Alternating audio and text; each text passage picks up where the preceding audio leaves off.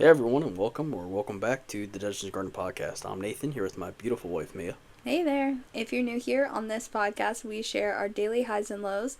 This is not by any means a highlight reel, but where we share the realities of navigating marriage, faith, and our life together with God's guidance every step of the way. Yes, ma'am. And today's episode is all about prepping our marriage for postpartum. We're getting close to baby time, and we definitely know that season's going to be beautiful, but it's also going to be very stretching. Yeah, I feel like a lot of my mom friends are reminding me that it is a trying time for your marriage, so we're talking about it, we're discussing it, and now we're sharing it. So we will break this down into 3 sections as we do. First, we'll talk about the discussions to have now when you're pregnant or even before you get pregnant, what needs to be said and decided.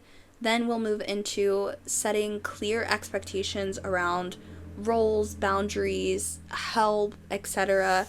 And then lastly, we will talk about how we specifically are planning to stay connected and unified once we are in the thick of it. Yeah, but I just want to take this time to preface this episode by reminding you guys, not all things that we say work for all couples. Yeah. Some of our expectations and discussions might be completely different from yours, and that's okay.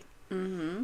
We're just sharing a little bit about our life together and our plans in hopes that it might encourage or even inspire even just one other person.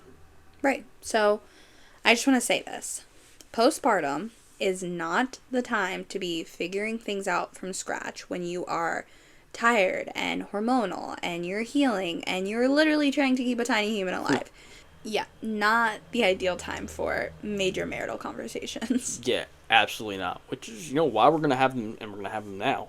Yeah. We've talked through what support looks like for each other, what support looks like specifically for Mia. One example would be Mia's mom's going to stay with us for a few days. More for her than for the baby. Right, and, I know the baby will be fine. I might not be, on the other hand, but if I don't feel emotionally supported, I know that that'll be an issue. So I'm really happy to have my mom, stepping in and willing to come, especially doing an early discharge and just having someone who is a little bit more medically inclined to be there, someone who's been through this a couple of times, that could just help me with that emotional and physical support. And then again, just knowing that ahead of time will also help you prepare for that dynamic as well. Yeah, absolutely. In my mind, having the fact that your mom's going to be with us for a couple days, sharing our space and just being with us with a new baby, this is my season to prepare for that. And, some of the other stuff we've been talking about is, feeding expectations, handling visitors. We've been discussing, sleep schedules. Because walking in agreement brings peace. Amos 3 says, can two walk together unless they are agreed? Yeah, and even when we were going through this podcast and talking about it, it was kind of like, hey, what are we doing for feeding? What are we doing for visiting? What are we doing for sleep schedules? And, really tying that down, because we loosely had conversations about it. And then I think just in sitting down to do this, it was like, hey, we might actually, need to, jot down an actual plan. Yeah. But logistically, we're not just hoping that we'll thrive, we're planning for it, because if you don't plan, I think it's something like, if you fail to plan, you plan to fail. Yep. Something like that. Perfect. Nailed it. Yeah, so for us that looks like, already having an idea for what we're going to do for meals for the first month. We're planning on having a meal delivery service so that we don't have to think about groceries, because that's been a big thing in my first and second trimester, is working and groceries and all of that being on you. And then postpartum, we're just we're gonna skip it, we're just gonna do a meal delivery service. It's right to the house, and that includes maybe even eating out sometimes. And doing takeout. Yeah. For me personally, I'm gonna be taking off at least 2 months of work. Mm-hmm. That's so we can bond as a family and settle into our new rhythm. Yeah. But even in that, that rest period, I'm going to be one handling all the laundry, cleaning up during that time.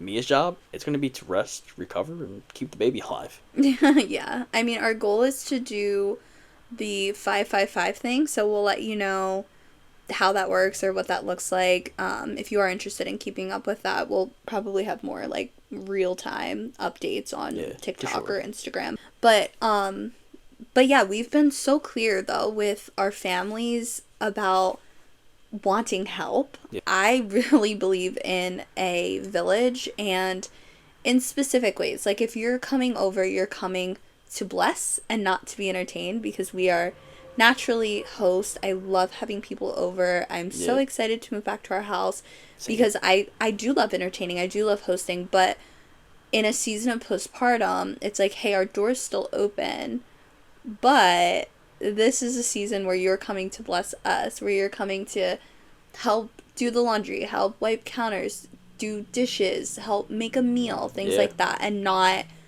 to be entertained. Yeah, we're not cooking for you. We're not asking if you, hey, do you guys need something to drink? Like, Yeah. no, like you said, like we're not entertaining.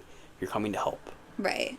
You know, for us, 1 Corinthians 14 says, God is not a God of confusion, but a God of peace. Mm-hmm. Peace comes from clarity, and clarity comes from communication. I love that. But moving on to what I'm actually most excited about is just staying connected as husband and wife once we become mom and dad. Right, like new title unlocked. But like we know for us, intimacy it's not just might. Not it's might. It's Will. it's will. It's gonna look different for a while, and like that's okay. Yeah. We're planning on things like that refill us. Weekly walks, like reading time together, just talking in bed with no phones, screen-free house. Right. I mean, we also have, talked about doing some kind of like weekly mom date, just some one-on-one time, no baby talk, unless we want to.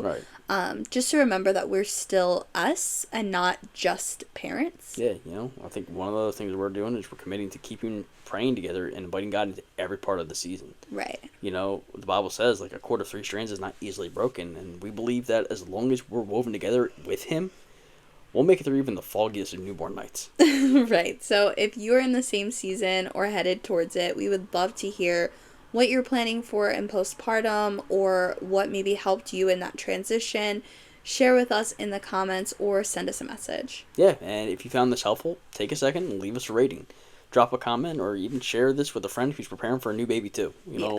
Every share helps more couples hear real conversations like this. Yeah, so thanks guys for listening to the Deserts and Gardens podcast. Until next time, walk in love, Live with purpose, and trust God in every desert and garden. See ya!